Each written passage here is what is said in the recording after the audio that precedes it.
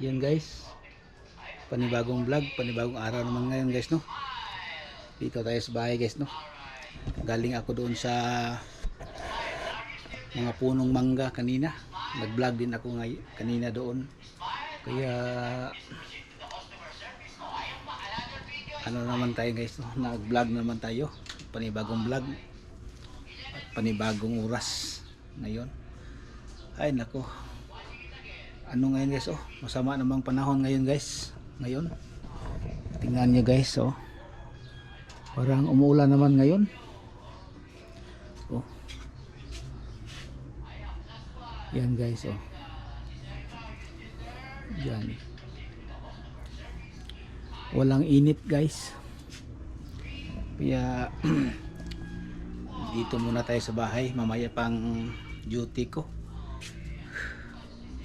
Tingnan natin yung halaman natin kung anong improvements niya sa paglagay natin ng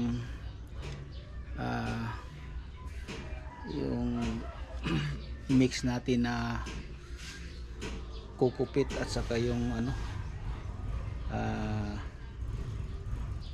animal manure, ginawa nating fertilizer. Yan guys, so ito na ngayon. O anong nangyari sa iyo, dog? Bakit napunta ka dito, ha? Hoy. Oh. Ito na yung red Congo, yung ang ating mga halaman guys, no, mga bulaklak natin. Yan guys. Oh. Ay nako. Kahapon basa naman ako ng ulan. Basa naman ako ng ulan kahapon guys dito sa sa duty ko.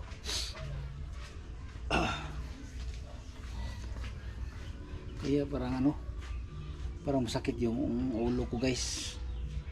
Kaya ngayon lagyan ko ng dito para ma-press yung yung ulo ko guys, kasi parang ganyan dito guys, oh, dito. Kaya siguro may ako dito, oh, sa aking lalamunan. Ay Diyos ko po. Thank you pala sa mga supporters dyan, mga viewers ko, mga subscribers ko dyan. Thank you. Doon yung mga kapitbahay kayo guys, oh, yung mga kapitbahay ko doon. May sila sa kanilang mga gawaing bahay. Tapos dito guys sa mga dito sa bahay, ibang dito guys, no, yung mga ibang yung mga gawain. Ay nako, ito naman yung ko guys, oh, yung bonsai ko na niyog.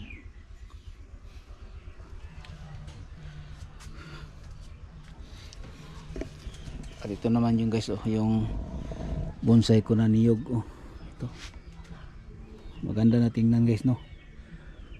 Ito. At ito guys, may corals.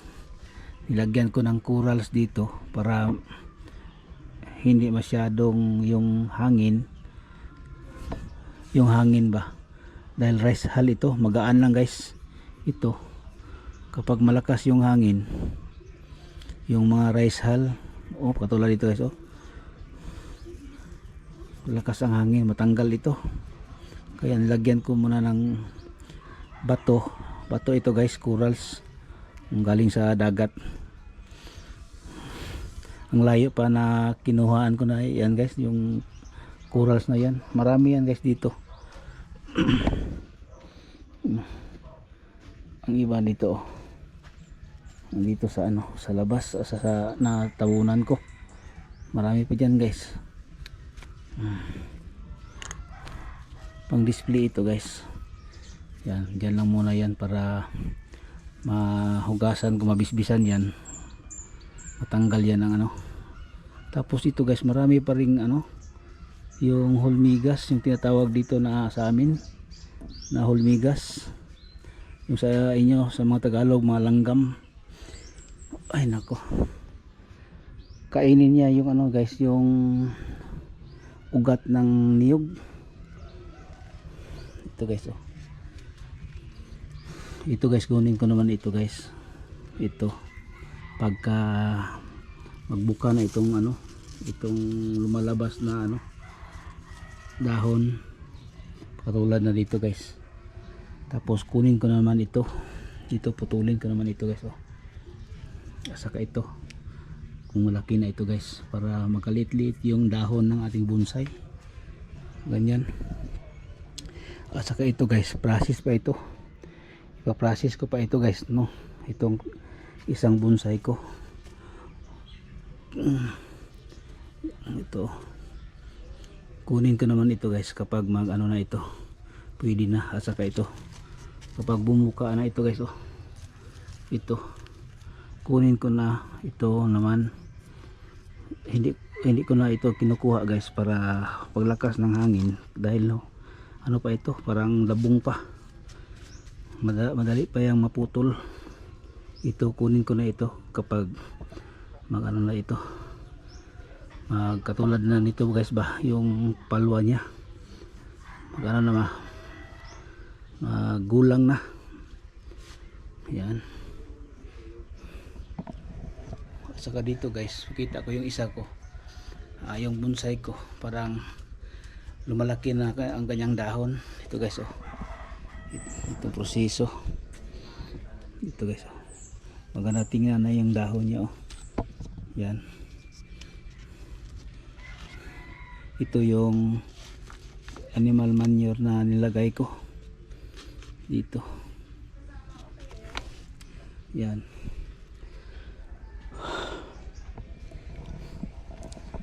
Ay nako. At saka ito guys, may niyog na ako na, may niyog din ako original ito guys, oh. Tinutubo ko guys, pero yung mga ugat niya hindi pa naglabas sa kanyang ano dito sa, pero nag ano na siya, nagbiak-biak na guys, parang may ugat na siguro na yan sa loob. Ibang design ito guys sa gawin kong bonsai, iba na naman yung ano niya, proseso. Ito guys, wala ito, patay na ito. At itong cobra fern natin guys, oh. Tapos ito guys, ibang proseso na po ito guys, yung nilagay ko, parang lagyan ko ng vacuum. Ano ito, bonsai din ito. Ayan. At saka ito guys, may lumalabas ng ano guys, oh, dahon. Proseso naman ito guys. Na itong baon niya guys, nakapatong ito, oh. Nakapatong yan sa bato, may bato yan sa loob, corals. Tapos ito nakapatong. Tapos after 7 months siguro guys, yung lahat ng ugat niya guys papunta na doon sa ilalim. Tapos na balot na yung bato doon sa loob, corals yung bato niya guys. Tapos ito, kunin ko itong ano, yung lata, para ito na lang ang makita natin, ito at saka yung bato na corals. At ito wala na, itong lata. Tapos ito maganda na ito tingnan, dahil balik magdahon na yan guys. Kaya ilagyan ko dito ng ano, panit ng niyog o skin ng niyog, para hindi matamaan ng init, kasi pumutok yung bao na yan kapag yung malakas yung init talaga, dahil may ano pa yan sa loob, may tubig ng niyog. Kaya siguro kapag matamaan ng init na masyado, maano siya, parang kumukulo sa loob, tapos pumutok yan. At ito din guys, oh, ito naman yung iba na po ang ano ko, proseso na bonsai. Hindi pa ko kinukuha yung ito guys, kasi babain ko pa itong ano niya. Oh, iba na guys, oh, nag-iba na yung dahon, oh, biyak-biak na siya guys. Pagkatapos nito guys, makuha ko naman ito, saka ito, iba namang yung lumalabas na dahon. Kunti-kunti na yung dahon guys, magliitan na yan, parang bonsai na guys. at ito din katulad ng nasabi ko dito yung proseso, ito din iba din. Katulad din sila, may bato din dito, pinapatong ko sa loob. Pag yung mga ugat niya nakakapit na yun sa bato, mga after 7 months ano sila, paggawa ko nito at saka ganito, ito pareha sila guys, no? Kaya siguro 7 to 8 months kunin ko na itong plastic. Sigurado na yung mga ugat niya nakakapit na yun sa corals. Ito guys, oh, may corals dito guys, oh. Yan. Oh, may corals dyan dito. Tapos yung mga ugat dito sa niyog, papunta yan sa ilalim ng ano, dito. Iba yung proseso niya guys, no? Oh. Iba na yung dahon, nag-iba na siya. Meron nang lumabas na bago. Kunin ko na ito, isa ito, at ito linisin ko. Mag ano ito, parang ganito na siya guys, oh. Sila lahat dito yung pinaprocess ko, pero nakapatong na yan sa bato na corals. Ito din sila guys, no? Katulad din sila ito din, may ano din ito, may baon ng niyog din dito. Pagka bumuka na itong mga dahon niya, katulad nito, maglit-litan, tapos magkatulad dito, ito maganda na tingnan. Display ito guys, para sa mesa o sa pwede yan sa loob ng bahay, pero lagyan siya ng ano doon. At saka ito guys, oh, ito iba din proseso nito, may bao din sa ilalim, kaya iba na naman yung design niya. Ay nako. Tapos may orchids din ako na ano guys, oh, tiger na yung lumalabas nito na ano, kanyang bulaklak papunta ganyan, oh, pataas. Maganda ito guys, dahil sa pinakatuktok ng Mount Apo yan na kinuha guys, no, sa yung nagbigay sa akin. Pinakamataas yan sa Mount Apo namin dito, the highest peak in the Philippines. Itong kinunan niya, doon niya kinuha itong ano orchids na to, sa malaking kahoy na malaki. Siguro inakyat siguro niya, kaya makuha lang itong klase na orchids.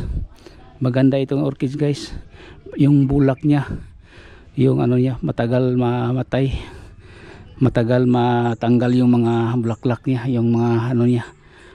Yan guys, no? Ay nako. Oh. Simple naman ito guys, no? Itong klase na bonsai ko.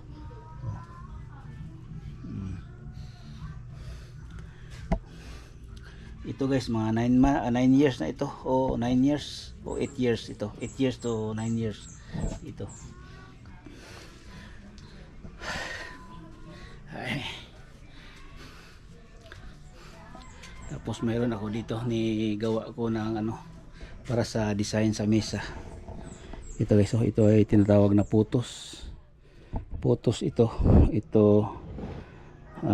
lagyan ko ng snake plant, at saka ito ay putos. Tapos meron din akong ano tinatawag na snake plant na ano, yung dwarf. Ito iba naman ito guys, oh. At saka ito iba naman ito guys, oh. Welcome na variegated. At saka ito ang iyang kanyang original na variegated na welcome. Ito yung ano niya, bibi na niya guys, no? Kinuha ko dito, nilagay ko dito. Yan. Ay nako. Ito guys, nagtataka ako, ang dali niya naglaki. Parang ito guys, oh. Bigla lang siyang laki guys, oh. Yun, dyan lang siya sa gilid ng bahay, sa poste, oh. Hindi ko na nakikuha yung tubig, nilagay ko lang dito para yung tubig pupunta dito tapos pupunta dito. Iba din ang proseso na yan guys, no, ng aking pagbonsai sa niyog. Ay nako. Tapos dito sa bahay guys, nagluto na ako ng kanin para sa patanghalian.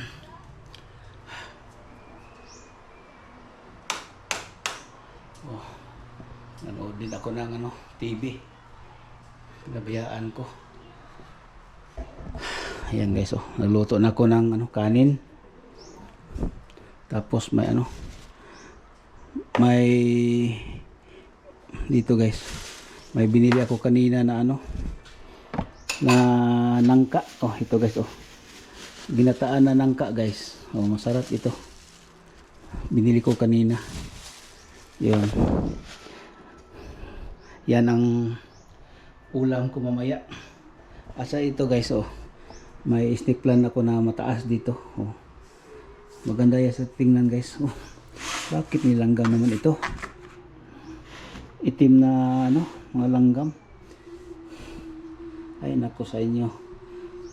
Siguro nagsuot na naman sila dyan guys. Puro yan kukupit yan. Dito sa CR guys, mayroon din akong dito, snake plant. Maganda na siya tingnan guys, no. Ay nako, thank you Lord. Maraming salamat sa mga viewers ko dyan, mga subscribers, yung nanood sa aking vlog, yung mga nakadikit sa akin, yung nadikitan ko na naman. Maraming salamat dikitan lang tayo guys, magtulungan lang tayo dito sa ating YouTube channel.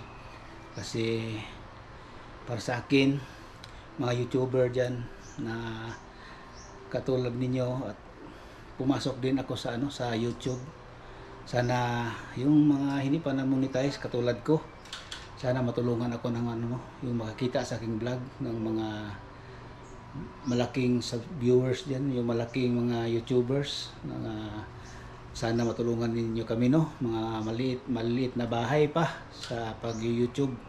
Kaya sana matulungan niyo kami sa aming gawain na YouTubers na vlogger. Kaya makatulong din kayo sa amin. Kung kami naman makatapos sa aming sa aming misyon na ma-monetize na kami, siguro magtulong din kami sa iba katulad ninyo. Kasi kayo diyan, mga malaking YouTube channel, palagi na kayong lahat, natingnan ko na yan lahat kung anong nagawa sa mga vlogger niya na malaki, na magtulong kayo.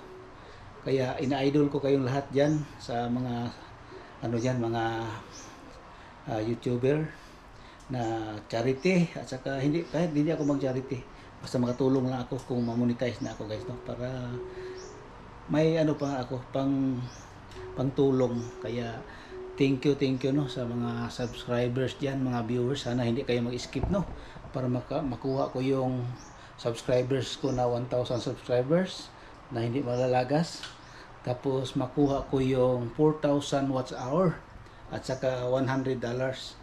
Kaya sa inyo, sana magsuporta kayo guys sa aking vlog para madali tayong ma-monetize. Kasi para maawa din si Lolo sa atin, Lolo Whitey. Kaya guys hanggang dito na lang itong vlog ko. Maraming salamat po sa inyong lahat. Juwaray TV, shout out sa inyo. Sword, kay Japper Sniper, sa mga lahat na dyan na mga yung mga pugong biyahero, yung mga Gioong, yung malakas na na mga dyan, please share my YouTube channel para makita naman sa iba itong kahit ganito lang. Ako hindi na ako mahiya dito guys sa larangan ng pag-YouTube, kasi may goal ako guys na gusto kong makuha yung ma-monetize ako.